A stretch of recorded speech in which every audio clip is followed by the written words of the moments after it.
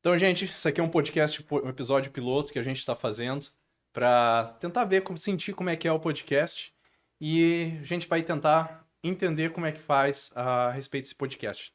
Repare que eu estou falando um monte de besteira, que eu não sei direito como que conduz isso aqui, mas eu vou aprender no decorrer do tempo, assim. Mas o principal é que a gente consiga passar alguma coisa muito produtiva e que vocês possam aproveitar muito para a carreira de vocês e para o desenvolvimento de vocês. Para quem não me conhece, eu sou Antônio Diego da Costa, sou advogado criminalista, sou mestre em Direito Penal pela Universidade de Salamanca, da Espanha. Acabei começando a fazer o doutorado, porém, acabei não terminando ele. Então, acabei só advogando. Então, eu advogo há praticamente 10 anos, desde 2014, 2015, mais ou menos, e sempre na área criminal. E eu estou aqui com um convidado muito especial, que é o Yuri. Yuri, fale pra gente, quem é você? Fala, Diego, tudo bem? Bom, meu nome é Yuri Victor Romero Machado, eu sou advogado, também trabalho na área criminal. Eu advogo desde 2012, dei aula em alguns cursos preparatórios, dei aula por bastante tempo. Sou especialista em direito penal, em processo penal, especialista em direitos humanos. E hoje, conforme o Diego disse, nós vamos iniciar essa experiência aqui, esse podcast, e a gente espera que seja bastante produtivo para todo mundo, que todo mundo consiga entender um pouquinho mais sobre a dinâmica que é a advocacia criminal. Que ótimo, Yuri. Então, e aí, me conta contigo, como que começou a tua advocacia, Yuri? Como é que é a tua carreira? Você quer que eu fale primeiro sobre a minha? Não, vamos falar primeiro. A gente estava discutindo aqui sobre quem falaria primeiro, né, sobre o início da advocacia, mas deixa eu começar então. Bom, vou retroceder um pouquinho antes, né, de falar da advocacia. Eu estudei direito, comecei na Universidade de Curitiba, tive que trancar devido a compromissos profissionais e algum tumulto que teve na minha vida. Eu era servidor público, ingressei no serviço público em 2015, com 19 anos, e permaneci no serviço público até a data da minha colação de grau. Quando eu colei grau, então eu pedi a demissão. Isso foi em 31 de agosto de 2012. E quando eu colei grau, uma coisa eu já tinha certeza, que eu não continuaria mais no serviço público. Por quê? No ano anterior, 2011, eu já tinha passado no exame da OAB e eu queria muito sair de serviço público, queria exercer alguma atividade liberal, porque eu percebi que aquilo ali de ficar preso no serviço público, de ficar preso num horário, ter uma rotina muito estabelecida para mim não era o que eu tinha em mente como profissão. E eu me dei essa oportunidade de advogar. Então eu saí, 31 de agosto eu colei grau. Uma semana depois eu já juntei toda a documentação na OAB, pedi minha inscrição, né? E comecei a advogar nas 2 semanas seguintes, que eu já fiz o juramento e comecei. E desde o início eu atuei exclusivamente na área criminal. Então eu já tinha experiência, tinha feito estágios voluntários, né? Porque como eu era servidor público, eu tinha que fazer estágios nas minhas horas vagas. E eu fiz 3 estágios voluntários, né? Dois na OAB e um num escritório particular. Então, eu já tinha toda aquela experiência ali de advocacia criminal e os clientes foram surgindo, foram aparecendo, e eu fui desenvolvendo minha carreira a partir de então, né? Com indicação de alguns amigos, colegas advogados, colegas do serviço público. Isso veio ocorrendo e a advocacia foi crescendo. Eu percebi que teria muito mais sucesso na carreira do que indo para o serviço público. Então, foi mais ou menos dessa forma que eu iniciei a advocacia. E você, Diogo? Olha, foi uma questão assim que eu brinco que eu caí de paraquedas já no curso de Direito, né? Até comecei a saltar de paraquedas, isso daí eu tenho que deixar registrado, porque é uma experiência fantástica. Até façam, se vocês não fizeram ainda, que é sensacional. E eu caí assim, até brinco assim, que no curso de Direito existem três tipos de pessoas que acabam participando do curso de Direito. São aquelas que geralmente já vêm de uma família que já tem alguma tradição no mundo jurídico. São aquelas pessoas também que querem entrar no mundo jurídico, mas por meio de concursos públicos. E tem a terceira, o grupo de pessoas, que são as pessoas que caíram de paraquedas, e eu sou uma dessas pessoas. Que chega lá, não sabe direito como, o que vai fazer da vida, e falam que é muito bom o curso de direito, que vai servir para tudo na tua vida, e acaba indo na onda, assim, e acaba chegando lá. Então eu acabei sendo uma dessas pessoas. E no decorrer do curso eu acabei gostando muito, assim, do direito, que eu sempre gostei muito de falar em público, eu sou um completo apaixonado. Sempre que eu tenho essa oportunidade, inclusive, de falar em público, eu nossa, eu fico extremamente feliz e vou lá, bato no peito, é comigo, manda pra cá. E eu acabei, assim, no decorrer da faculdade, me envolvi com o centro acadêmico, essas coisas, assim, cheguei a ser vice-presidente do centro acadêmico de Direito da PUC. E no final da faculdade eu comecei a gostar muito do direito penal. E eu comecei a estudar o direito penal bastante a fundo. E foi aí que veio a ideia de fazer mestrado fora do Brasil. Tive essa oportunidade de fazer o mestrado na Universidade de Salamanca, na Espanha. Acabei concluindo ele, fui muito feliz lá e comecei o doutorado. Quando eu comecei o doutorado, infelizmente eu tive que voltar para o Brasil porque eu tinha que trabalhar, tinha que ganhar dinheiro, é impossível você só estudar, só se dedicar com isso, e eu queria advogar mesmo. Então eu acabei trancando o doutorado e desde então só advogo. E comecei a advogar. Comecei pequeno, comecei advogando, pegando muitos dativos, atuando muito com advocacia dativa e fui evoluindo e foram surgindo os novos clientes para mim e até eu chegar nesse ponto que eu tô hoje, assim, que eu sou apaixonado pela advocacia criminal e eu não consigo viver sem ela. E nos últimos tempos eu comecei a estudar um tema que é justamente o tema do nosso podcast, que eu acho que é sensacional, que envolve heurísticas e vieses. Que a gente começou estudando, eu pelo menos comecei estudando, conheci ele pelo Alexandre Moraes da Rosa, que é juiz de direito de Santa Catarina, que é sensacional. É um cara extremamente inteligente. E eu li o livro dele várias vezes, e pelo livro dele, aí eu cheguei no Kahneman, que ele fala a respeito dessas heurísticas e vieses. Que o livro do Kahneman, Rápido e Devagar, para quem quiser pesquisar, que também é sensacional. E é. Só que uma coisa que eu pego e olho, que é o que me intriga um pouco, é que esses autores, assim, tanto o Kahneman quanto até mesmo o Alexandre Moraes da Rosa, eles utilizam isso assim como um viés um pouco negativo. Seriam dos erros que poderiam acontecer no decorrer de uma interpretação, numa decisão judicial, principalmente o Alexandre Moraes da Rosa. Só que eu já olho com outro viés, outro ponto de vista, que a gente consegue utilizar essas heurísticas e esses vieses para construir uma defesa melhor, uma defesa de maior qualidade e enfrentar. Então, persuadir com mais certidão, mais certeza, mais precisão o juiz. E o que você acha disso, Yuri? Bom, a psicologia comportamental é algo que deve ser estudado, por óbvio, não só pelos psicólogos. O Daniel Kahneman, para quem não sabe, é um psicólogo, mas é um dos principais economistas do mundo. Ele está já ao lado de Marx e outros economistas, como Adam Smith. Já é uma referência mundial, ele tem vários títulos, ele ganhou, salvo engano, ganhou algum prêmio Nobel em Ganhou o virtude Nobel da do Rápido e Economia. Devagar. Isso. Então, esse é um livro que é essencial para que a gente possa entender o comportamento humano. Então, quando a gente fala de heurísticas, vieses, o que nós temos que pensar? Que isso se aplica para tudo. Por quê? Viver em sociedade demanda tomar decisões o tempo todo. Quando eu estou tomando uma decisão, eu estou tomando ela com base em inúmeros fatores, vários conscientes e vários inconscientes.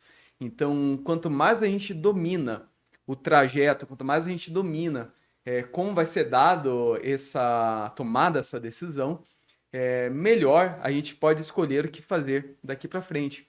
E a advocacia demanda que a gente escolha o melhor caminho. Né? A advocacia não pode ser feito a Deus dará, né, com perdão do termo, mas olha, eu vou fazer uma coisa de forma aleatória, de forma arbitrária. O advogado tem necessariamente de conhecer como fazer os melhores caminhos, como tomar as melhores escolhas, como saber como o juiz decide, como que o promotor pensa. Então, a psicologia comportamental é essencial para a advocacia. Eu, da mesma forma que o Diego, conheci a psicologia comportamental por meio do Alexandre Moraes da Rosa, né? Eu sou um fã, assim, incondicional, fã de carteirinha mesmo do Alexandre, ele sabe disso, eu perturbo o professor faz bastante tempo, ao menos desde 2011. Então, eu tenho todas as edições do Guia Compacto de Processo Penal, que depois deixou de ser compacto. E desde que ele começou a tratar da psicologia comportamental, citando Kahneman, isso chamou bastante minha atenção. Então, é essencial para a gente, né? Então, Diego, fale um pouquinho mais ali do que é importante nisso para a gente advogar, por favor. Olha, o que eu noto é o seguinte, que exatamente como você estava falando, Yuri, que a gente sempre está julgando as outras pessoas. A gente sempre está negociando, a gente sempre está vendendo. Até mesmo quando a gente pega e começa a estudar muito isso, que a gente começa a perceber que o pessoal do marketing, eles utilizam muito isso. Tanto é que depois que eu comecei a estudar mais a fundo isso, eu comecei a perceber que aquilo que o pessoal do marketing fala, que tudo é marketing, é verdade. Porque o marketing ele é a aplicação prática dos estudos da psicologia. E quando você começa a entender isso, que você começa a estudar as questões relacionadas com as heurísticas e os vieses, você começa a perceber que o marketing, o pessoal do marketing mesmo, das vendas como um todo, eles utilizam muito essa parte das heurísticas e dos vieses no próprio trabalho deles, na própria forma, no próprio dia a dia deles.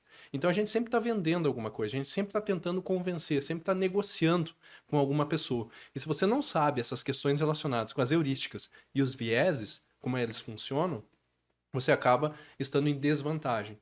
E a gente usa muito isso dentro da advocacia, nas petições que você vai fazer. Porque a petição nada mais é do que a venda de uma ideia para o juiz. Você está vendendo a ideia para o juiz, você está vendendo a ideia para o promotor, para o delegado, você está vendendo para qualquer pessoa. Até quando você vai na vara, assim, do cartório, para perguntar alguma coisa, para solicitar um documento, você está vendendo uma ideia para a pessoa.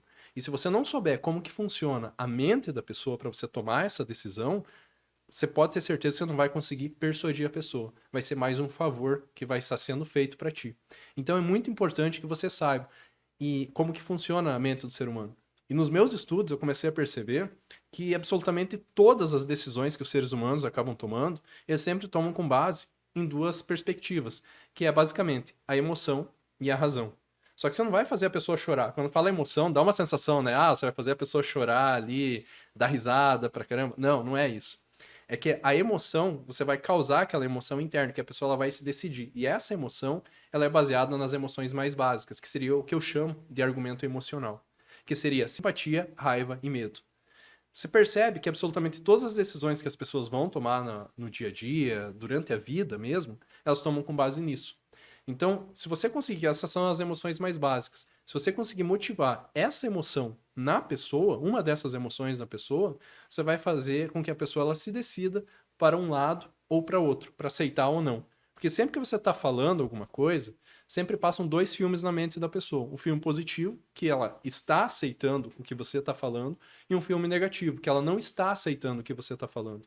Então, se você conseguir apresentar os argumentos da forma correta, essa pessoa ela vai acabar aceitando os seus argumentos e, consequentemente, vai acabar aceitando o que você está falando. Isso é incrível quando você começa a entender. Que a pessoa, no final das contas, até o Bentham, ele fala isso. Você vê como é que é uma coisa que é muito antiga.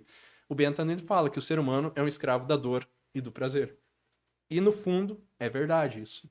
Então, essas questões relacionadas com as heurísticas e os vieses, elas são muito, muito atuais, muito importantes para a própria advocacia. E eu noto que a maioria dos advogados acabam não dominando isso, essa parte da advocacia. Eles estudam muito o direito penal e o processo penal, que é extremamente importante, mas acabam deixando de lado, talvez por um descuido da profissão como um todo, mas acabam deixando de lado essa parte que, do meu ponto de vista, é a parte mais importante para você ser um grande advogado, que é estudar as heurísticas e os vieses. E eu falei bastante aqui do argumento emocional, só que tem o argumento racional também. E é no argumento racional que entra essa questão relacionada já com o direito penal e o processo penal. E se você sabe como organizar os argumentos nessa parte do argumento racional, você consegue convencer o juiz, o julgador que está ali julgando o teu caso. Você tem alguma experiência, Yuri, com essas questões? Para complementar aqui uma questão que você falou, Diego, tem a questão do conhecimento ser linear e ser disruptivo, Uhum. né? O advogado tá muito... O advogado que sai da academia, sai da faculdade, está muito preocupado com o conhecimento linear. Olha, eu tenho que conhecer a lei, eu tenho que conhecer a doutrina, tenho que conhecer a jurisprudência, e acaba ficando muito nisso, né? Então, a pessoa vai lá, estuda o manual de direito penal de uma pessoa, estuda uma tese de mestrado de outra, doutorado de outra, e fica muito focada exclusivamente no direito. Enquanto isso, conhecimento disruptivo, que é aquele que agrega conhecimentos de outras áreas, acaba sendo ignorado. Então, quando a pessoa vai advogar, ela precisa ter conhecimento da psicologia, da economia, da oratória, de diversas outras questões. Então, é importante para o advogado ter esse conhecimento disruptivo e procurar isso, né? Não ficar centrado única e exclusivamente no direito, né? No argumento linear ali. Então, isso é apenas um acréscimo, mas uma questão aqui que você falou do argumento emocional, da decisão racional emocional, a gente percebe muito claramente em várias decisões do Poder Judiciário, mas se a gente voltar no passado, o que aconteceu? vários ministros do Supremo Tribunal Federal, por exemplo, estavam sendo atacados. Eles, enquanto ministros, mas não somente eles, familiares estavam sendo atacados. Então, como um ministro desse vai tomar uma decisão de forma exclusivamente racional, ignorando que se ele sai para a rua, ele vai ser atacado, se a mulher dele sai para a rua, vai ser atacada, se o filho dele sai para a rua, vai ser atacado. Isso aconteceu com vários ministros. Então, se a pessoa não consegue dominar essa questão emocional, olha, medo, raiva, isso que você colocou aqui, né? Quais são os sentimentos que o juiz toma na hora de decidir, ela acaba perdendo o foco, perdendo a chance de convencer esse juiz. Então, a gente vê, por exemplo, ali nos ataques de 8 de janeiro, que várias pessoas ainda estão presas e vários advogados reclamam, olha, o ministro não recebe a gente não tem acesso ao inquérito e tudo mais, e você não consegue demonstrar para o ministro o que você tem que fazer para que ele se convença de que ele tomar uma decisão em determinado sentido vai ser benéfico para ele, que não vai ser prejudicial para ele, não vai ser prejudicial para a família dele. Então, se a gente voltar bem pouco no tempo em questões aí que são bastante complexas, que tomaram um rumo muito grande aí, a gente percebe isso claramente. Então, eu acabei não falando de experiência própria, falei de algo que tá aí para todos os lados, todo mundo consegue ver, né? Mas o que você acha disso?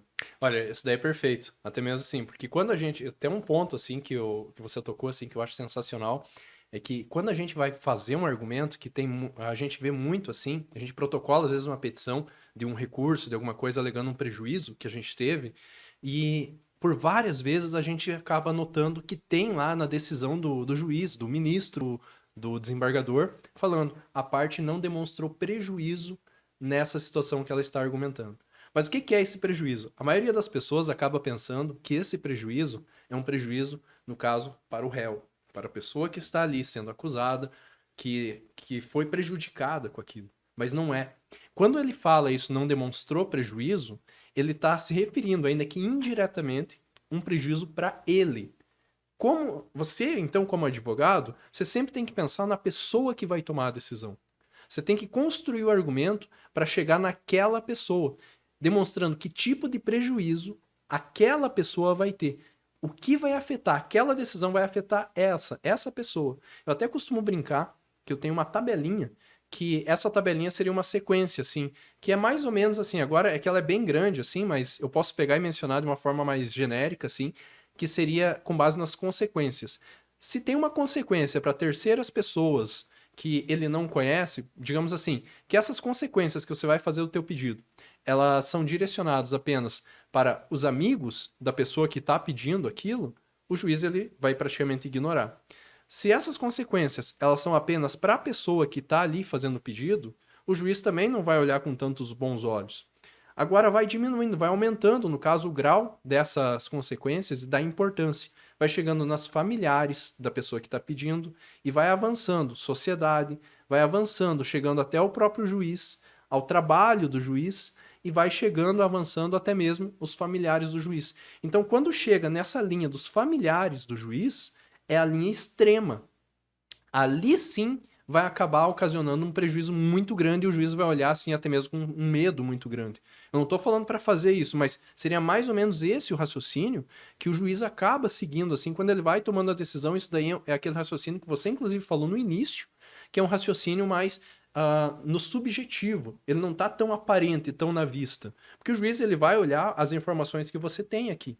E até aqui um segredinho assim, que quando você vai construir a tua petição, você tem que entender como é que funciona a cabeça do ser humano, porque você consegue direcionar a mente do ser humano para uma direção ou para outra, conforme você desejar.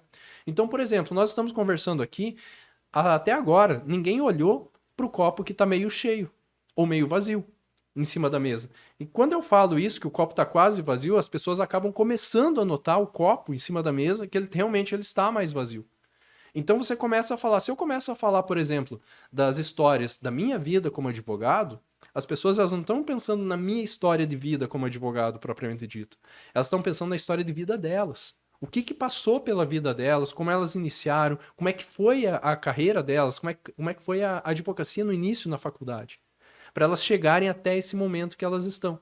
Então é sempre assim, quando você está contando uma história, se eu falo de filho, Você não está pensando, por exemplo, nos meus filhos. Eu não tenho filho hoje, mas se eu tivesse, você não estaria pensando nos meus filhos, mas sim nos seus filhos, caso você tenha. E é isso uma coisa assim, que eu noto bastante, que as pessoas, muitas vezes, quando estão escrevendo uma petição, elas acabam desconsiderando isso. E aí que entra o negócio do argumento emocional, que acabou lá, que você mencionou dos juízes, dos ministros, lá no início do ano, que estavam tendo aqueles ataques democráticos, antidemocráticos, e esses juízes acabam pensando muito na segurança deles, primeiro, antes do restante. E ignorar isso é você ser um completo amador dentro da advocacia. Você tem que saber assim que funciona, que todo ser humano vai tomar com base a decisão no argumento emocional e racional. Até mesmo aquele juiz, aquele ministro, aquele desembargador que quer seguir a lei, ele está tomando a decisão com base no argumento emocional. Porque ele tem o medo de que aquela decisão dele acabe se tornando uma bola de neve e acabe prejudicando toda a sociedade. Então o medo ele acaba estando sempre ligado com essas decisões. Ao menos esse é o ponto de vista que eu tenho. Não sei se tu concorda com essas questões. Sim, completamente. E hoje, o que tem que ser acrescentado a isso, né, a questão do medo, são as redes sociais, né? Porque antigamente o juiz tomava uma decisão, caso ela viesse a ser tornada pública, seria numa comunidade pequena, uma comunidade jurídica, ou talvez ali dentro de uma pequena comunidade, uma cidade. Hoje o juiz toma uma decisão, então ele sabe que essa decisão vai ser debatida pelos advogados, pela OAB da secção, fora do âmbito jurídico, na mídia, em todos os lugares possíveis, né? Instagram, Facebook, Twitter, TikTok. Então, isso também é uma coisa que entra dentro do argumento emocional. O juiz pensa nisso, olha, se eu tomar essa decisão aqui, o que vão debater sobre ela? Eu vou ser criticado, eu vou ser achincalhado, ou vou ser aplaudido? Eu vou poder convocar uma coletiva de imprensa para poder ser parabenizado, ser Então, glorificado, que foi algo que aconteceu, a gente sabe disso, né, na Lava Jato. Cada decisão que era tomada, eles vinham a público, faziam uma coletiva de imprensa, pediam palmas, pediam para a imprensa publicar, pediam todo o apoio da imprensa. Então ele trabalhava com essa questão emocional também. Claro, tinha toda uma questão racional, né? Eram pessoas muito articuladas ali, mas a questão emocional era muito forte, né? Aquele inconsciente deles ali, ou mesmo consciente, né? De querer ser aplaudido, de querer que as pessoas parabenizassem o a serviço vaidade, né? deles, e isso, a vaidade muito grande. Isso tomou conta, assim, do Poder Judiciário naquela época. Mas é só um exemplo para que todo mundo perceba que isso acontece a todo instante, né? A gente olha isso nos casos grandes, mas nos casos pequenos também acontece constantemente, né? Ah, isso é o que mais tem, né? Até mesmo quando você começa a ver que o Alexandre Moraes da Rosa ele fala muito também dessas questões dos vieses cognitivos, né? Que tem muitos juízes que acabam olhando só pelo local onde a pessoa mora, eles já interpretam como se a pessoa ela realmente tivesse cometido aquele crime. Digamos, principalmente questão de tráfico, que o pessoal olha assim, que o tráfico eu acho assim um dos crimes mais absurdos que existem assim pela forma como acaba sendo julgado. Porque o tráfico, ele começa assim, se a pessoa ela foi encontrada com uma pequena quantidade de droga em um bairro rico, ela é encarada já como um usuário, sabe? Se ela vive naquele bairro assim. Agora, se ela foi encontrada num bairro mais pobre, é traficante. Já começa ali uma questão assim só do local onde a pessoa se encontra. Isso daí é um viés, é um erro, porque não significa que a pessoa ela está num determinado local que ela efetivamente ela cometeu aquele crime. Existe um pré-julgamento daquela situação que vem acontecendo. E isso daí nada mais é do que a emoção, é um atalho. Que a heurística nada mais é que isso, que a gente não consegue ser consciente o tempo inteiro. A gente sempre, o nosso cérebro ele consome muita energia e justamente por ele consumir muita energia, ele acaba se utilizando de mecanismos para poupar energia. E um desses mecanismos acaba sendo as heurísticas. E até mesmo assim que eu mencionei no início da nossa conversa aqui a respeito do marketing, e no marketing esse pessoal eles acabaram denominando como gatilhos mentais, como estímulos emocionais, que são nada mais do que as heurísticas.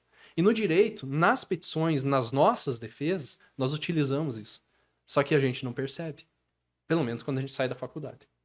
Que a gente começa, quando a gente começa, isso é uma coisa muito legal, quando você começa a ter consciência disso, que você começa a construir as suas defesas, as suas sustentações orais, até mesmo dentro do tribunal do júri, quando você vai construir lá o teu discurso, você começa a perceber, se você souber como utilizar essas heurísticas da forma correta em uma determinada sequência, a tua defesa ela fica muito mais persuasiva, fica gostosa, sabe? De ser escutada, de ser ouvida, você envolve a pessoa naquilo que você está falando. E principalmente, sim, no caso das heurísticas, eu até brinco, assim, que existe uma sequência que você consegue pegar e fazer. E essa sequência, você começa dando um significado para aquilo que você está falando.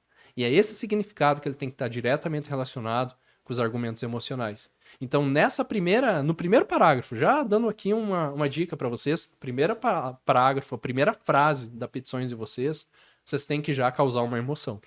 E essa emoção, ela tem que estar direcionada com a tese que você vai pegar e vai fazer.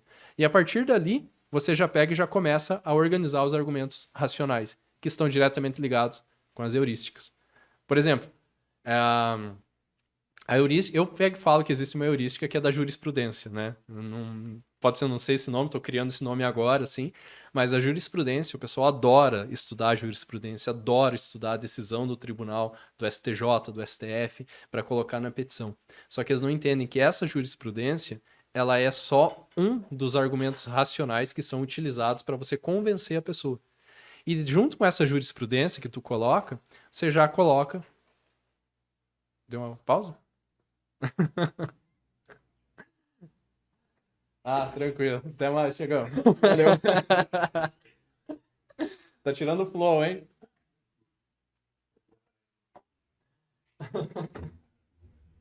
Ah, tranquilo.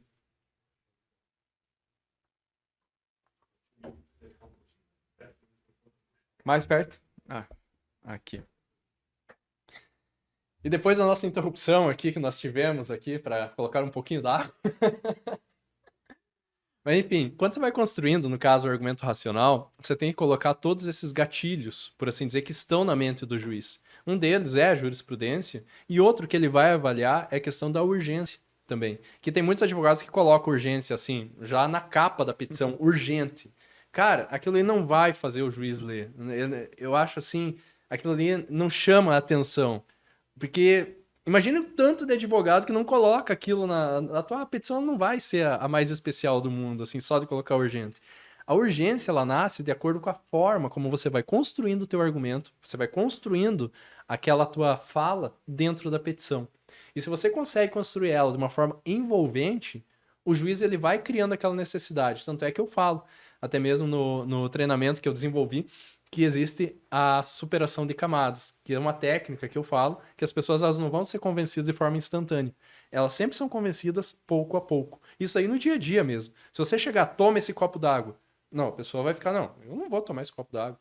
Agora, se você começa a falar para ela, não, você tem que tomar água, porque é importante para te hidratar, que o teu corpo necessita. E, consequentemente, até mesmo o teu fluxo cerebral vai começar a fluir melhor. Você vai ter novas ideias, ideias melhores, e vai ficar muito mais fácil você raciocinar. Ah, peraí, já começou a melhorar a situação, porque a pessoa está vendo o benefício para ela. Então ela já começa a querer aceitar aquilo. Não sei se você trabalha mais ou menos isso nas suas defesas, Yuri. O que você... Deixa eu pegar o gancho aqui do que você falou, né? A questão de colocar urgente na petição. Duas coisas mais, assim, inúteis que existem nas petições são colocar urgente negritado, destacado, e colocar aquela frase ao final das petições, pela mais lídima questão de justiça, Essa é por questão de clássica, hein? justiça com caixa alta, exclamações e tudo mais.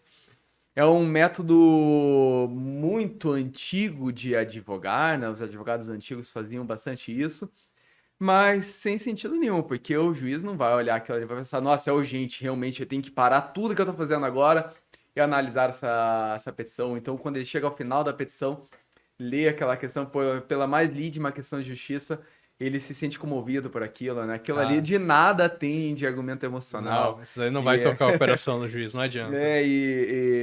graças a Deus essa parte do juridiquês assim tá saindo, né? A gente percebe que tem cada vez menos. Volta e meia aparece alguém querendo colocar, querendo seguir algum advogado mais antigo que ainda faz isso, mas a gente percebe que existe um movimento dos advogados mais novos aí para retirar essa forma rebuscada, cheia de juridiquês da petição.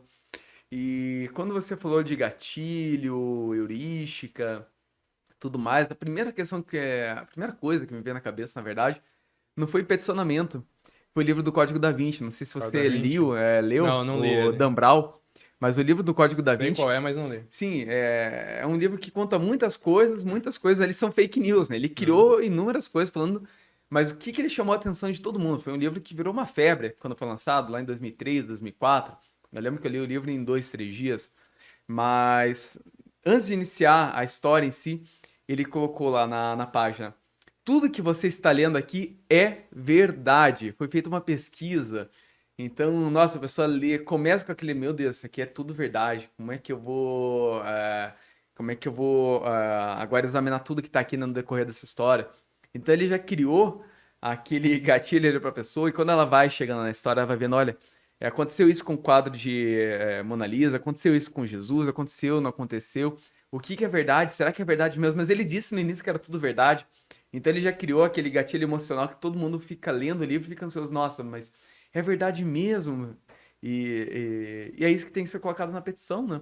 Sim, Aquele gatilho para a pessoa ler a petição e pensar, nossa, mas isso tudo aqui realmente é verdade, faz sentido, né? Então é isso, eu quero continuar lendo, né? cara, então, tudo isso daí é uma coisa assim que eu sempre falo, assim, que o pessoal eles dão muito pouca atenção para a parte fática da petição.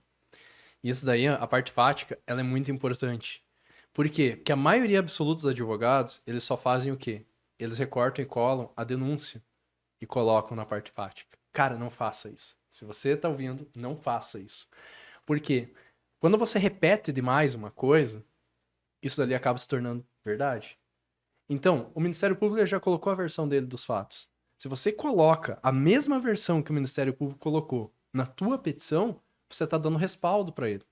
E tem muitos advogados que até acabam colocando na petição deles, dá a versão acusatória e depois dá a verdade dos fatos. Não. Se você já colocou a versão acusatória, você já está colocando, você está martelando, você está pregando na cabeça do juiz, está colocando uma sementinha de que a versão acusatória é a verdade. E o ser humano, ele é preguiçoso por natureza. O ser humano, ele vai sempre tomar a decisão mais fácil para ele. E como está mais fresca, que foi mais repetida aquela decisão, aquela situação relacionada com a versão acusatória, então existe uma tendência, não significa que sempre vai acontecer isso, mas existe uma tendência ao juiz aceitar com mais facilidade aquela versão acusatória. E o que eu falo, sempre falo assim para meus amigos que estão junto comigo, assim, que são advogados, é quando você for fazer a petição, faça a parte fática como se fosse um trailer de um filme. Crie curiosidade, que é exatamente isso que o Dan Brown acabou fazendo no Código da Vinci. Ele criou curiosidade quando ele estava escrevendo o livro. E a pessoa, ela lê com mais vontade quando você cria aquela curiosidade. É por isso que eu falo que o primeiro parágrafo, ele tem que causar uma emoção muito forte e já causar uma curiosidade muito forte. E daí, no decorrer do desenvolvimento da parte fática, você coloca um resumo do que você vai tratar no decorrer do restante da tua petição. E, consequentemente, no final, no restante da petição, deve se aprofunda mais. Você pega e abre um tópico, você vai aprofundar mais a respeito de um determinado tema. Só que você já criou aquela curiosidade. Você já deu um significado para aquilo que o juiz vai fazer. Então o juiz já olha aquela petição com outros olhos. E se você começar a direcionar dessa forma, você vai ter sucesso na tua petição que você vai fazer. Pode ter certeza com relação a isso. Mas, Diego, conta exatamente como que a gente pode dar um gatilho, conta um exemplo prático, porque você deve ter visto esses dias atrás, circulou um meme na internet, né, no Instagram, que era de uma petição, no qual o advogado teria colocado, abre aspas, mentiram para Vossa Excelência, e Uhum. Vossa Excelência acreditou, fecha aspas, caixa alta e negrito. Isso seria uma forma de iniciar uma petição ou existiria uma forma mais adequada para chamar a atenção do juízo? Eu acho que tem que ser tudo pela sutileza, Yuri. Quanto Sim. mais sutil você for na construção dos teus argumentos, vai ser melhor. Você não pode dar um soco na cara do juiz, assim, na petição que você está falando, assim. Isso é um absurdo. Não, você tem que ser sutil. Você tem que ir criando aquela necessidade, aquela vontade de ler. É literatura, basicamente. Inclusive, quando os filmes que a gente vai assistir, a gente pega, tem muitos filmes, o pessoal investe muito no trailer do filme para já criar aquela curiosidade. E é sutil aquilo. Ele vai criando emoções no decorrer daquele trailer que vai você vai querendo cada vez mais assistir aquele filme. E na petição é a mesma coisa. Você vai criando. Então, no primeiro parágrafo, por exemplo, que eu sempre menciono o primeiro parágrafo, um exemplo aqui que pode se citar O que já vem na minha cabeça é, por exemplo, a presente petição foi desenvolvida em razão de uma investigação falha e tendenciosa, em que a autoridade policial deixou de realizar diversas diligências investigativas que eram necessárias para o esclarecimento dos fatos, fixando absolutamente toda a investigação com base no depoimento de sedizentes vítimas, que não são isentas nessa situação concreta. Então aqui você já vai criando uma curiosidade, sabe? Você não precisa escrever exatamente dessa forma, assim, que até eu coloquei aqui um pouquinho rebuscada, mas você pode colocar assim de uma forma mais natural, e quanto mais natural, melhor, já adianto isso. Mas você já criou uma curiosidade para iniciar. Que o juiz vai olhar, não, peraí, o que está acontecendo aqui? Você colocou um mini resumo e daí você começa a desenvolver. E no decorrer da tua petição, você sempre vai fazendo isso. E cada parágrafo que você vai fazendo, você vai terminando ele já dando um gancho para o próximo parágrafo.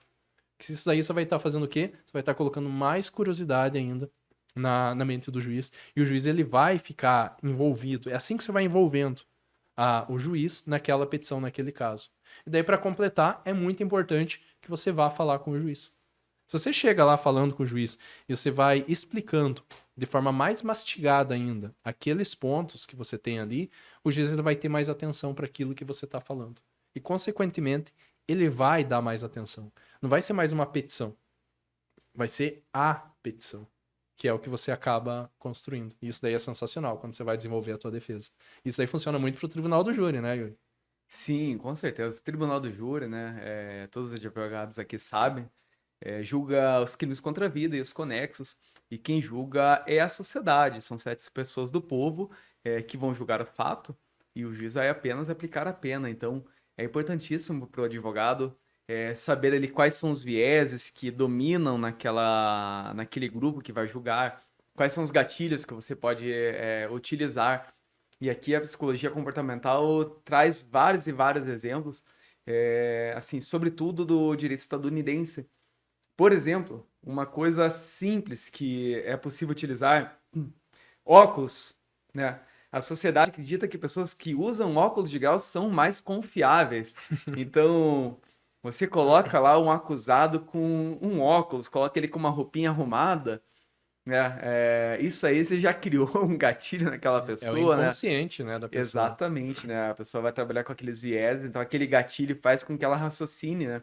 Aliás, não raciocine, né? O cérebro trabalha de uma forma mais rápida ali. Olha, todas as pessoas que usam óculos são confiáveis. Óculos de grau, por que isso? Remete àquela pessoa que é nerd no colégio, né? Que Estudiosa. estudiosa, que era comportada, que não aprontava. Então, isso é um viés e a gente cria um gatilho para que aquele viés ele seja ativado. É verdade isso? Ah, com certeza. Inclusive, olha só, a gente tá aqui assim mais descontraído. A nossa roupa que a gente tá aqui tá uma roupa mais tranquila. Eu vim assim, camisa preta, já mais básica mesmo. Mas eu podia ter vindo de terno aqui. Se eu viesse de terno, eu ia transmitir outra ideia, outra imagem. Ah, o advogado que foi de terno. Mas é necessário mesmo isso? Então, assim, o pessoal que tá assistindo, eles vão julgar a gente, assim, pela roupa. Porque a roupa, eu até lembro quando eu tava na Espanha, tinha uma propaganda, um sabão em pó, uma marca muito famosa, que eu não vou falar, mas todo mundo já veio na cabeça a marca, que ela falava assim, mais ou menos assim, a roupa é a coisa mais importante que você tem, porque é o primeiro contato que as outras pessoas vão ter contigo. É errado isso?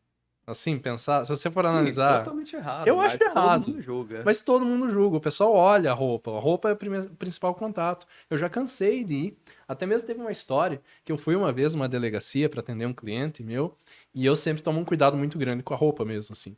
Eu pego, coloco um terno bem alinhado, sabe? Não é aquele terno tudo esgaçado, tudo certinho, gravata, tudo o mais perfeito possível. Não, sou um advogado respeitado. Vou ir lá. E eu fui na delegacia. Cheguei na delegacia para atender meu cliente. E eu tava com uma amiga junto. E nessa conversa que eu tava lá tendo com o meu cliente, que eu tava conversando, daí a minha amiga acabou ficando lá conversando com o carcereiro e tudo mais. E esse carcereiro, ele pegou e chegou e mencionou para ela, assim, que o que ela tava. Nossa, que estranho. Eu nunca recebo pessoas assim como vocês aqui. Mas por quê? Foi pela roupa. Não foi assim, sabe, por a nossa pessoa. Porque muitos advogados, eles acham que eles estão indo na delegacia, eles podem ir de qualquer forma, de qualquer jeito. Ah, eu preciso, igual a gente estava comentando, até mesmo esses dias atrás, caneta espiã. Olha, caneta espiã, você não vai precisar de caneta espiã se você chegar educado, se você chegar assim, sabendo o que você está fazendo lá. A não ser que você queira, não sei, aí eu não sei as tuas intenções, mas do meu ponto de vista, você vai querer estar numa audiência assim, com o delegado, você pode gravar. Eu não vejo problema nenhum com isso, sabe? Agora, você colocar assim, chegar lá assim, com caneta espiã, não, peraí, você está escondendo alguma coisa. Então, quando você chega mais confiante, com uma roupa bem apresentável, as pessoas elas olham diferente para você. É um negócio que é certo, não é, mas o ser humano é desse jeito que ele funciona. Então, assim, vocês mesmos estão olhando pra gente, assim, com a roupa que a gente tá, assim, vocês estão tendo um pré-julgamento a respeito da gente, que seria diferente se nós estivéssemos aqui de terno. Mas, por exemplo, eu vejo muito advogado dando entrevista de terno, fazendo podcast de terno, e esses advogados, eles acabam não produzindo, não compartilhando um conhecimento genuíno. Eles falam justamente aquele juridiquês, que é muito complicado, e fica só naquele assunto mais superficial. E o que a gente está propondo aqui é literalmente, não, vamos tirar as vestes do direito e botar a cara ali, mostrando realmente como é que funciona, qual que é a verdade, sabe, no funcionamento de tudo. E uma coisa que o Yuri falou, que eu achei sensacional, que foi o negócio do cliente. Você tem que se preocupar com a roupa do teu cliente quando você vai para o júri. Você tem que saber que tipo de roupa ele vai vestir no júri, porque ele vai estar causando uma impressão para os jurados. A maioria dos jurados, eles nunca viram o teu cliente, salvo se for um caso extremamente midiático, mas no geral, a maioria absoluta dos júris, o primeiro contato que o cliente vai ter com os jurados vai ser ali, em plenário. E se o cliente não estiver bem vestido, ele já vai causar uma má impressão, até mesmo a postura, quando o cliente chega. É tudo captado pelos olhos da pessoa.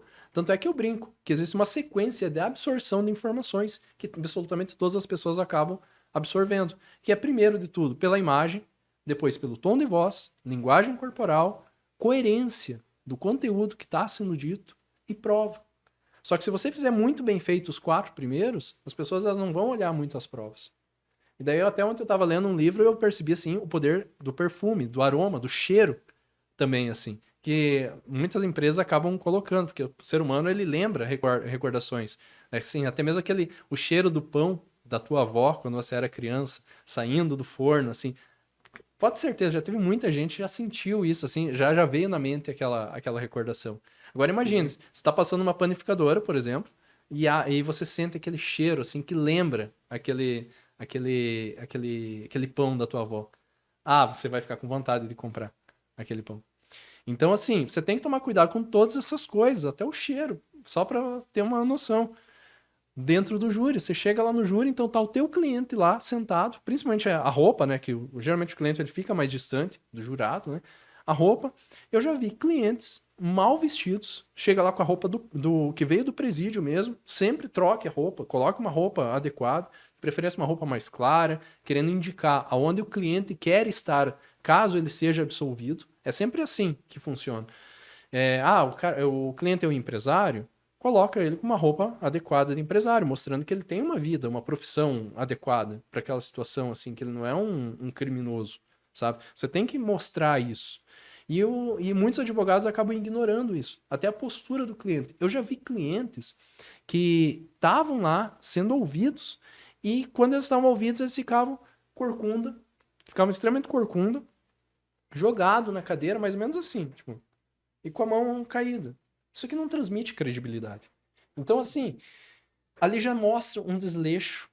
O jurado, ele tá olhando, tá vendo aquilo, e o advogado tá ignorando. Por isso que eu falo, assim, o tom de voz, você tem que falar de uma forma confiante. Por exemplo, se o Yuri ou eu estivéssemos falando aqui de uma forma insegura, com medo disso que a gente está falando, o pessoal não ia estar dando ouvidos pra gente. Espero que vocês estejam dando ouvidos, né? Mas. Tô sim, com certeza. Mas assim, se você estiver falando com medo, isso daí afasta as pessoas. Agora, quando você fala com segurança, que você sabe o que você está falando, que você fala que vem aquele negócio que vem de dentro de ti, aquilo ali apaixona a outra pessoa. Se você fala com paixão, vai apaixonar as outras pessoas também. E com o cliente no júri é igual.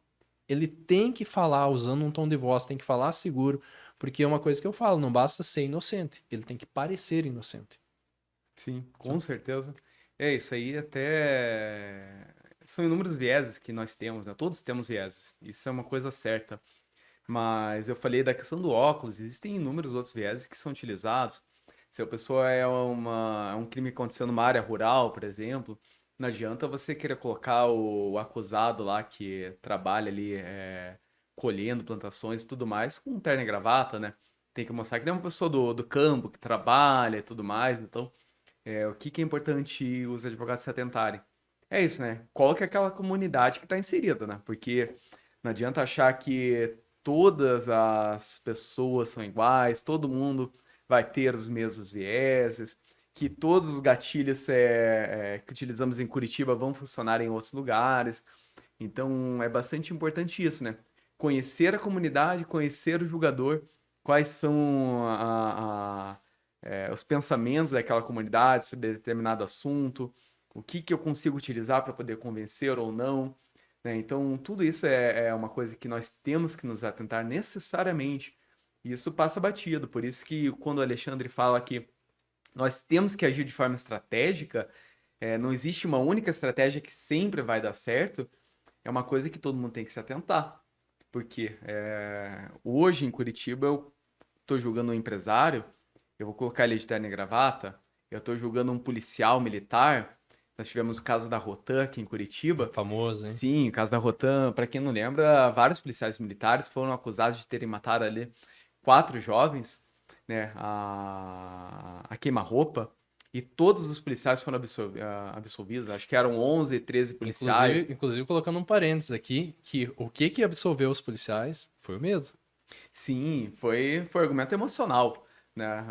Porque as provas ali indicavam que muito provavelmente eles teriam feito o fato criminoso, mas foram todos absolvidos. Não vamos comentar, entrar no Sim, mérito não vamos disso, entrar né? no mérito, Mas mas existiam provas ali para acusação e a defesa trabalhou muito bem na questão emocional. Mas eu tô falando disso porque a questão do gatilho emocional, né? Os policiais militares estavam como no plenário do júri? Fardados, né? O público que foi assistir foi como? Fardado. O advogado, por óbvio, estava com a beca ali de terno e gravata, mas o que que o advogado fez com um familiar dele que compareceu ao júri? Ele tinha um filho menor de idade, acho que tinha 10, 12 anos. O filho dele foi fardado, levou uma criança lá fardada, então para demonstrar todo aquele cenário de apoio, né? Ativar aqueles gatilhos emocionais da polícia é algo bom, é algo necessário, é algo que está ali para nos proteger. Então, isso, cada julgamento é muito único, muito singular, e a gente tem que se atentar para isso também, né? Não, com certeza. Isso daí é uma coisa assim que é sensacional. O júri, inclusive, é o momento assim que você mais utiliza os argumentos emocionais, sabe? Porque tudo é construído para você pegar e direcionar, para você fortalecer a tua tese. E o pessoal assim acaba não dando muita atenção para alguns pontos. Inclusive, a gente já fez vários júris e a gente sabe a importância, que coisa que você mencionou, de você pesquisar a vida do jurado. Você saber quem é o jurado que vai estar presente ali no conselho de sentença. E até uma coisa que eu olho muito, quando eu estou pesquisando o jurado, eu não olho, por exemplo, o carro do jurado, mas sim o que que aquele carro significa para o jurado. Por exemplo, estou dando um exemplo aqui. Então, quando você começa a utilizar muito redes sociais, por exemplo, você começa a perceber que as pessoas, elas não compram um produto, elas compram a história que está por trás daquele produto, elas compram o significado daquele produto. Por exemplo, se a pessoa ela frequenta muito festa, ela mostra muita foto de festa, você já começa a perceber mais ou menos a forma de pensar daquela pessoa. Você começa a perceber que aquela pessoa, ela quer estar inserida, ela tem uma necessidade de estar inserida no meio de outras pessoas. E uma coisa que é incrível aqui, que até o gosto musical da pessoa, você consegue identificar mais ou menos a forma de pensar da pessoa. Sim, com certeza. Sabe? É incrível isso. Sim, se eu escuto o dia inteiro ali Guns N' Roses, Foo Fighters, isso já demonstra muita coisa sobre a minha personalidade, né? Música clássica, sertanejo, universitário, né? Que o pessoal usa Sim, muito. sim. E isso tudo é uma coisa que deve ser explorada, né, pelo advogado. Não, com certeza. Sempre. Com certeza. Você começa a notar, assim. Inclusive, teve um júri que a gente participou que foi sensacional, assim, que a gente tinha feito uma escolha de jurados extremamente minuciosa no decorrer daquele plenário que a gente estava fazendo, enquanto a gente ia falando o nosso discurso, falando nossa tese no plenário, tinham alguns jurados que eles ficavam concordando com a cabeça conforme a gente ia falando. E a gente tem certeza que aqueles jurados votaram com a gente, com a nossa tese, assim, no decorrer, quando finalizou o júri, assim. Então é uma coisa que funciona. Você saber como você vai selecionar os jurados no júri, eu acho que é essencial, assim, para você ter sucesso. Porque, então, tudo isso que a gente vem falando de heurísticas e vieses, desses gatilhos, essas situações, você consegue aplicar em absolutamente todo momento. Desde as petições que você vai fazer, que é direcionado para o juiz singular, até mesmo para o jurado, quando você está em plenário, no tribunal do júri. E eu acho que isso daí é muito importante que o advogado esteja ciente quando ele está construindo a sua defesa, para ele construir aquela defesa extremamente profissional, assim, que eu falo, e persuasiva, né? Porque não adianta só fazer a petição, né? Tem que fazer uma petição que seja gostosa de ler e que o juiz vá ler, né? De verdade. Sim, o papel do advogado é convencer, né? É O advogado convencer. que não quer convencer ou que acha que isso é equivocado, puxa, tô manipulando a pessoa, tô manipulando o promotor, o julgador. Ele tá fazendo tudo menos advogar, né? Porque nós temos necessariamente de convencer alguém da nossa tese. Tanto é que eu brinco sempre, assim, o pessoal pergunta o que é que você faz, né? Daí eu tô conversando com meus amigos, eu brinco lá, eu convenço pessoas, sabe? Não sei se você faz tipo de brincadeira também. Eu não falo abertamente, né? Mas todo mundo tenta convencer a todo instante, né? Então, eu tento convencer ali de que o meu cliente não praticou, ou que se ele praticou, não é caso de uma condenação em regime fechado, semiaberto, porque ele tem uma vida estável, um trabalho, o crime não gerou repercussão na sociedade. Então, inclusive, agora falando um pouquinho mais disso, né?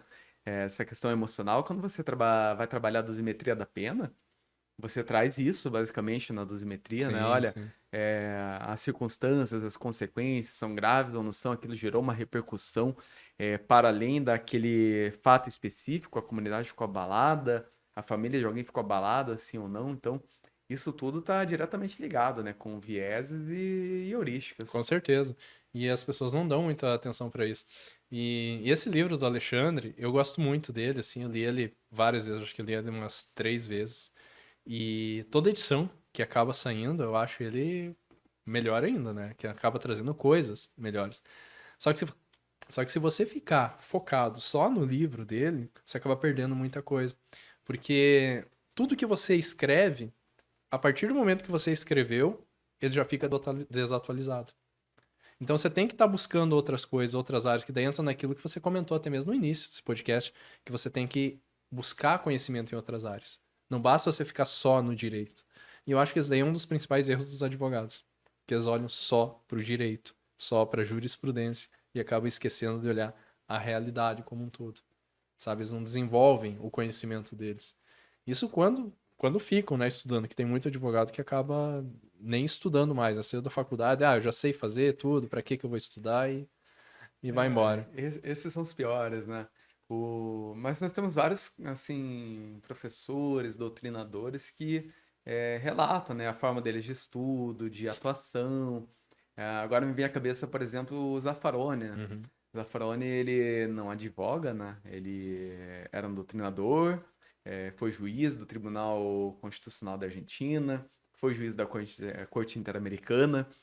E ele afirma assim, olha, eu estudo criminologia, estudo muito criminologia e gosto de ler biografias, né? Eu gosto de conhecer a vida das pessoas. Então, ele uma centena de biografias no decorrer da minha vida. Então, por que que ele tem interesse pela biografia? Para conhecer ali como que aquela pessoa conseguiu chegar em determinado lugar, o que que influenciou na vida daquela pessoa. Tudo isso está diretamente ligado com a nossa atuação jurídica.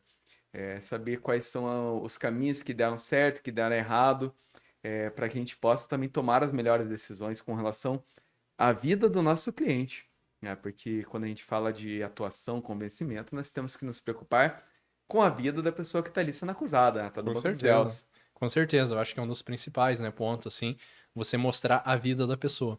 Até mesmo assim, quando eu estou construindo, seja tribunal do júri, seja até mesmo assim, no discurso do acusado, assim, até já citando, assim, um dos melhores discursos que eu vi, assim, de pessoas que estavam sendo acusadas foi o do Lula na Lava Jato, que ele inclusive foi amplamente divulgado assim, no YouTube e tudo mais. A forma como foi construído aquele discurso, do meu ponto de vista, é uma das mais ideais que existem assim, para você construir o discurso do teu acusado. Por quê? Uma coisa que conecta as pessoas, Yuri, é histórias. E o que que ele fez lá naquele discurso? E perceba, se você for analisar assim dos advogados que são mais renomados, que sabem realmente que são advogados que você admira, que eu admiro, eles constroem o discurso do acusado de uma forma como se fosse uma história. Quando o acusado ele chega para prestar o depoimento dele, principalmente em tribunal do júri, assim, que é o que está mais em evidência, né, que muitos advogados adoram isso, você começa a perceber que ele começa contando a história dele. Ele conta a história de vida dele e daí ele vai caminhando até chegar naquele momento onde aconteceram os fatos. Para daí começar a tentar mostrar que ele não teve envolvimento com aquilo, que ele não é uma pessoa que comete crimes, sabe? Então, assim, essa parte da história, você vai envolvendo a pessoa que tá ali escutando, que tá prestando atenção. Até mesmo assim, no decorrer desse podcast, não sei se você notou, a forma como a gente foi construído, tudo bem, é no improviso, que a gente acabou fazendo, mas é inevitável que a gente começou contando uma história. A gente contou a história da minha vida, a história do Yuri, como é que foi, mais ou menos, bem resumido. E a partir dali a gente já começou a dar um gancho e já foi indo. Então existe uma história. E pode ser que ela tenha sido envolvente ou não. Daí depende, assim, do pessoal que está assistindo pegar e julgar isso. Mas quando você vai construir o discurso do acusado, você começa contando a história de vida da pessoa. E a partir dali, ela já avança daí para aquele ponto específico, se ela cometeu ou não aquele crime. E um erro também, outro erro que muitos advogados acabam cometendo nisso é que eles focam o discurso do acusado só naquele momento específico. Eles ficam olhando só se aconteceu ou não, o que estava fazendo ou não. Eles acabam deixando de construir aquela história até chegar naquele momento. E isso não envolve o juiz, não envolve o jurado. É algo seco, é sem graça, sem sal. Então é muito importante que você construa aquela história para mostrar que aquela pessoa que está ali sendo ouvida, ela definitivamente, ela não é um criminoso, sabe? Ela é uma pessoa que simplesmente aconteceu algum fato que acabou colocando o nome dela ali no meio. Eu até lembro, a gente vai comentando, vai conversando, eu lembro das histórias, né? Que teve um cliente meu uma vez, que era tribunal do júri, e estava testemunha sendo ouvida. E nessa testemunha que ela estava sendo ouvida, ela falou que reconheceu o meu cliente na cena do crime em razão de uma tatuagem que ele tinha no braço. Daí eu peguei, olhei assim, estranho, tá, mas como é que era o ambiente? Daí eu perguntei, como é que é o ambiente lá, assim? Você pode descrever o ambiente, como é que era? Ou seja, eu comecei a fazer um zoom out daquela situação, sabe? Não tava olhando para a tatuagem, eu comecei a olhar para o ambiente. Daí eu perguntei para a mesma testemunha que tinha falado e tinha reconhecido meu cliente pela tatuagem. Tá, mas você lembra como é que tava o ambiente lá naquele momento? Ah, tava bastante escuro. Ah, mas tinha luzes? Não, não, tava bem pouco iluminado o ambiente. Tá, mas você se recorda como que ele tava vestido? Ah, me recordo sim, ele tava todo de preto. Mas ele tava aqui de blusa? Como é que ele tava? De manga comprida? Como é que tava? Sim, ele estava de manga comprida. Daí você olha assim, o meu cliente, ele realmente tinha uma tatuagem. Só que a tatuagem era no braço aqui. Se ele tava de manga comprida, como que ela viu que era ele? Se tava tudo escuro e tudo mais. Tinha algum erro ali, tinha alguma coisa, assim, daí você começa já a perceber que aquela pessoa estava sendo acusada de uma forma já tendenciosa. Tinha alguma coisa por trás que queria fazer com que aquela pessoa fosse condenada, sabe? Não era alguma coisa aleatória que estava acontecendo. Não sei se já aconteceu essas questões contigo. Sim, sim, já aconteceu. Eu tenho um caso curioso para contar, mas eu acho que tomaria bastante tempo. Mas isso do reconhecimento falso, dos vieses com relação ao reconhecimento, isso decorre também da forma de raciocinar, da forma de pensar, né? Sistema S1, sistema S2. Muitas vezes a pessoa não faz isso por maldade, né? Olha, vou acusar uma pessoa ali. Muitas vezes não, a grande maioria das vezes a pessoa não faz isso por maldade, quero acusar uma pessoa inocente, mas sim motivada por inúmeros fatores. Por exemplo, eu quero corresponder às expectativas do juiz, né? O juiz quer, né? A pessoa coloca na cabeça dela, o juiz quer que eu reconheça essa pessoa o delegado quer que eu reconheça essa pessoa, então eu vou falar que sim, independentemente dos diversos fatores que possam dizer que não foi ela. Então, muitas vezes isso é a forma de raciocinar que está sendo feita de forma rápida, um gatilho que a pessoa coloca ali na cabeça dela. O juiz tem que corresponder à expectativa do Poder Judiciário, corresponder à expectativa do juiz e do promotor. Então isso acaba influenciando bastante. E isso, infelizmente, ocorre diariamente. Por isso que nós, advogados, temos que tomar bastante cuidado para tentar limpar, muitas vezes, essa falsa expectativa que existe com relação ao que o juiz quer ou que o promotor quer, que as testemunhas também são movidas por muitas coisas diversas ali de uma vingança privada, diversas de um sentimento de justiça, né? Uhum. Que é justamente aqueles negócios dos sentimentos, das emoções, né? Simpatia, raiva e medo. As pessoas, elas agem com base nisso. Mas, Yuri, o assunto está bom aqui, mas isso aqui dá pano para manga, hein? Já está quase finalizando já o nosso encontro aqui, o nosso episódio piloto, né? Nosso podcast. Você quer deixar o teu contato, quer dar uma mensagem, falar alguma coisa aí no final?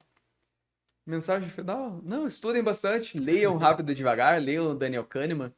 Ele é um autor essencial. Tem outros livros já lançados por ele também. Eu acho que O Ruído é um livro bastante interessante. Talvez valha a pena a gente falar em algum episódio aqui do podcast sobre isso.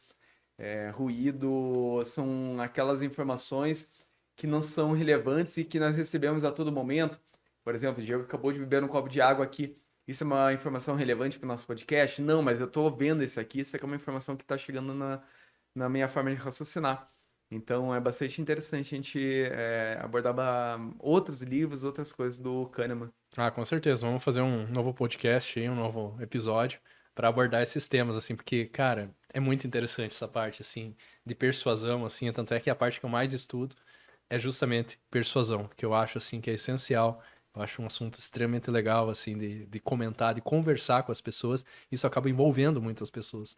E eu falo com uma absoluta paixão disso, assim, que eu leio diariamente algum livro relacionado com persuasão e cada vez mais né, vai evoluindo.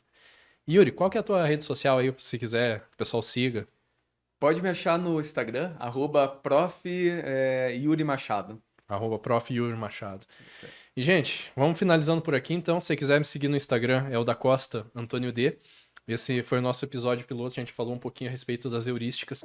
E eu acho que é um assunto extremamente importante que todos os advogados eles deviam estudar a respeito disso, porque no final das contas é isso que acaba ajudando a persuadir, a convencer e a ter sucesso no decorrer da carreira. Não é só estudar a parte relacionada com o direito, que é muito importante, mas é muito importante também você conhecer como que funciona a mente humana, como é que funciona as decisões que os seres humanos tomam.